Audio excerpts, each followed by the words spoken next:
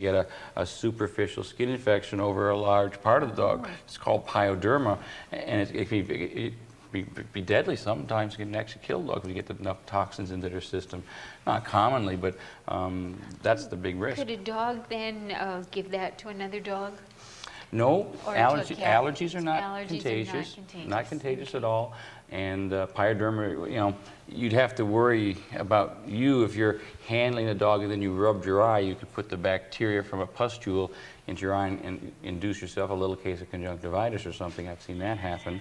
But you can see their skin there under their chin is a little red, and this is where we just, you know, get your little chin there, girl. And you have to, just like controlling fleas and things like this, you should do everything all at once. On an allergic dog, you have to have excellent flea control. If you do not have good flea control on an allergic dog, you will be seeing me at East Boston regularly. Yeah, the flea control, for dogs with known allergies, we usually recommend to use 2 of the current products. We put the dog on Sentinel is the product we use for flea control as a baseline.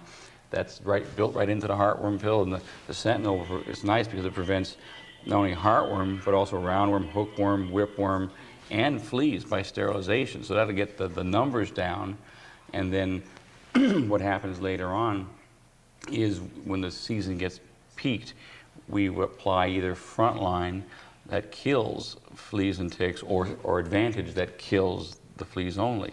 And like Taz is on Sentinel every month for a heartworm control as well as flea sterilization, and then starting around, I think I saw the first tick out around early May and April. She gets that, it's a spot on, you spot it on her skin once a month. Oh, you love it so much. And I do that all the way through a couple of hard frosts, so she gets that about 6 months out of the year. Now, I know this is a little different, but what about cats? Do they get allergies Yes, too? absolutely. They're a little harder to diagnose. The blood tests that are working fairly well in dogs, that's something relatively new, worthless in cats so far. They don't, the skin test, a lot of the dermatology specialists will shave a big patch of the dog and go ahead and inject little blebs of allergens under the skin. It's called skin test, obviously. And they wait a certain amount of time and they measure the amount of reaction, or the wheel they call it, and then based on what's in the injections, they'll know what your dog is sensitive to, and the amount of reactivity gives you the greatness of the allergy, or the seriousness of the allergy. Are they like people in that if you become anxious or nervous and you're a person that has an allergy, sometimes it makes it worse? Does that happen with pets? In my experience, stress can make just about any condition worse. Yeah. I've not been able to correlate that husband and wife are getting divorced, so the allergy is worse than a dog, but you'd have to, suspect that is possible. I've seen stress do a lot of things in animals cause. I think the stress problems I've seen have been more intestinal. I've seen dogs that are always stressed out because of divorce is one thing, a new child and new baby, new this and that, and they get diarrhea a lot. They just get all upset stomachs and they vomit, and they won't eat, and they get diarrhea, they get more GI upsets. That's the most common thing. I had a cat one time that when stressed would have poor behaviors and defecate under my desk. When I got divorced, the children were not there, and the cat was much happier being an only cat. It's hard sometimes to figure out what an animal is stressed to, and I wouldn't recommend getting divorced just to make your cat happy. Not at all. But it sometimes has some interesting things that work out that way. And do you use special foods with Taz too? Well, based on her blood test, she's on a science diet line called Sensitive Skin. The company we work with on the allergy test comes back with a whole list of things that she's sensitive to and not sensitive to, and then they have a computer that scans all the available foods, and we get a list of, well, she could eat this, this, this, but not this, this, and this.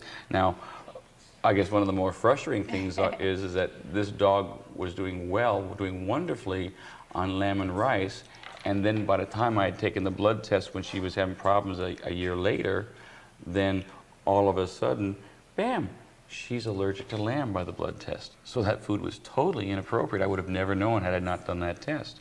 And so we had to take her off. Is it expensive to get blood tests for allergies? A full panel that will do all the inhalants, food, and fleas, it's around 250. So it's not overwhelming, but it's significant. Exactly. I don't personally do blood testing on a first or second or third visit. I wait until I feel the need. If you use, like, cortisone shots work wonderful for stopping allergies, but if you use them too much, you can cause more problems than you can treat. Bodies. Well, that's right. The cortisones suppress the immune system, make it, cause a lot of increased drinking, urination. If they have a heart problem, the cortisones can bring the heart problem out. So there's nothing in life is free. There's a That's drawback right, for every exactly. treatment. So as long as they're only coming in once in a while and with no major problem, I let it roll. But if we see a repeat occurrence and a bad Like offender Taz. like Taz, then that's the right thing to do, to try to find out. She's doing better than she was. I mean, she was much itchier. Her belly had little spots all over. It's interesting how she gets very red. People wouldn't realize that, I mean, if you had a long-haired dog, you wouldn't even be You wouldn't even see aware. it. No. Well, they'll see it in the stomach and the groin, and also the dog will chew right through the fur, and so you see this big red spot, the hot spot, when they get really itchy. Dogs that So have it can still torn happen that way. themselves up. Now, actually, one new food, and I brought a bag along that's a neat idea, and it seems to be working very well. Nothing is perfect, but this is the Hills company came out with a line called ZD. The gold bag is ZD Ultra. Now I haven't. Oop, I won't knock you over. Lay down, Taz. Taz, come on. Down. Sit. You're too big. I can't see over you. Lie down. Lie down. Here you go. Taz, lie down. Come on. There's a good dog. Here we go. Okay. Just stay there, girl. Good girl. Don't fall off. No. And so this ZD had an interesting premise. What they did was they actually took the dogs are usually allergic to protein, many times carbohydrate, so they actually took those molecules, those big molecules that stimulate that allergic reaction, and they split them down or hydrolyzed them into very, very small molecules that the dog will not respond to. Now, when you change, when you do diet changes, you have to be very patient. When you just kind of, like they have duck and, what do they have? They have fish and potato. Venison. They have all the other approach they had was what they call novel food source, so that they feed a dog a food that they'd never seen before. And again, this is where a lot of research used to be. The big one was lamb and rice. Right, because everybody heard of lamb and rice. It used to be called DD, which was a special dermatologic diet for dogs. But as lamb and rice was then copied by many other manufacturers, they went ahead and decided that, or actually they found that the lamb and rice was no longer being effective. So they had to go on to new novel proteins. I mean, there's a fish and potato, venison, many, many things. Now, this company came out with a neat idea where they actually took standard protein sources and carbohydrate sources, but by changing them on a molecular level, change them so that you still get perfect nutrition, but no response. If the food that Taz was not on a list that was readily available, this would have been the next thing we would have done. ZD, they have a ZD Gold that has the hydrolyzed protein and carbohydrate, and have a ZD Silver that has only the proteins. Statistically, proteins are more likely the culprit that dogs are allergic to than carbohydrates. So what we usually do is start them on the Gold that has both hydrolyzed, and then if the dog does well after, and it takes about a month of feeding him to see if you see any effect, and then if you do see an effect, you could try the Silver. The reason why would you change is that cost. The hydrolysis is a more expensive procedure, so to split up both molecules, this bag will cost more than the equivalent bag of ZD Silver. Yes, because I was going to say, so you would mix this to start with whatever the dog was? Whenever you change, or do you, that's a standard because rule. a lot Let's of just people mention finding that one. animals Yes, get very sick. Good idea, Ms. Khan. Whenever you change a dog's diet, you always mix old food and new food, 50-50 for a week or so. I mean, some people go, well, put 1 cup and then 2 cups, and I think 50-50 seems to work pretty well, and you always go at least 4 to 7 days. Definitely want to go ahead and do that. If you don't, you're going to have a big problem with diarrhea, sometimes vomiting. It doesn't usually make a dog horribly sick, but you can have a definite upset What stomach. if they don't like the taste of it? Well, in my house, You know how sometimes people come and they complain and they say, oh, my dog didn't like the taste, or my cat won't eat that food. it depends how well trained the human is. Now, in my house, I've managed to train Taz to be good. So I would put the food down, I'd look her in the eye and say, this is dinner, you can eat it or you can go hungry. Now, she was much more spoiled before I got her, and she learned to eat her food and accepted it. And she only went hungry 1 or 2 days. I figured she had enough meat on her, she'd be fine. Yeah. Now, I have seen more than one person who has actually been trained by their dog, so that if the dog doesn't eat, they go, oh, and they can't sleep, and they're all upset, and they need a doctor then.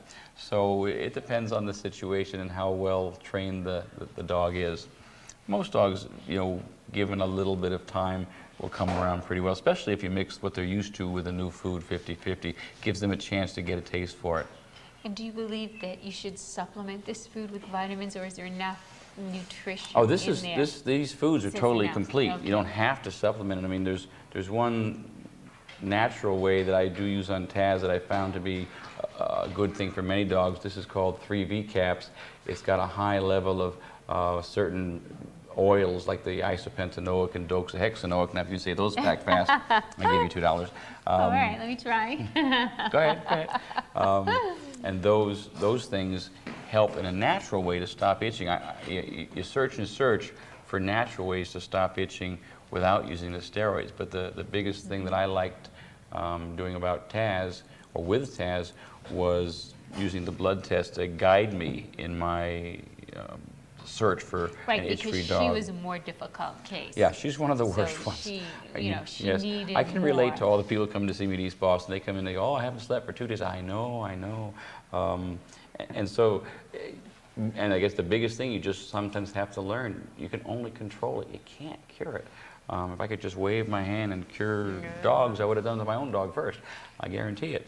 But she's doing pretty good. Yeah, we get along This is very just fine. interesting, so that I can't believe it. We were having such a good time here. We're almost out of time. So the main thing is, if someone is home alone very late Home at alone, night, try to or- cover the wound, put some antibiotic first aid on it, try to protect it. In a pinch, put on the cones so they can't chew themselves too much. Then seek your care from your vet. I'll be happy to help you at East Boston. Many and times what to they'll do make is sure that they eat just that food. well, see, you can't just start changing diets randomly until you have some kind of an idea or proof.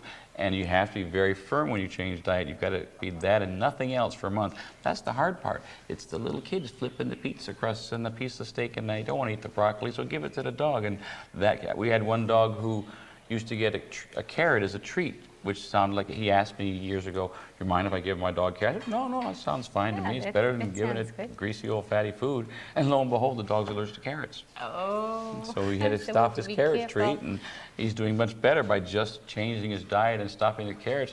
I hardly see this Oh, itchy you dog. know, I think just before we go, it's interesting that you can give them their own food as a treat. Yeah, I think that's what Taz needs to, that's what we do Yeah. with Taz, is we take the actual crunchies and use that as a treat. Well, Dr. Sawyers, thank you very Been much. my pleasure, my friend. Promise not to stay away so long, because I know you have some Oh, more well, if interesting. everyone knows a spare doctor, send him my way. We need a little bit of help. Well, thank you very much, and we'll see you again on Animal Talk. And we'll keep you up to date on the itchy Taz monster. Thank you, Taz. Thank you, Taz. Good girl. You're a good girl. What a good girl. She was like a very good girl. Yeah, she was a good girl. Good girl, Taz. Yeah, excellent. It's a very good girl.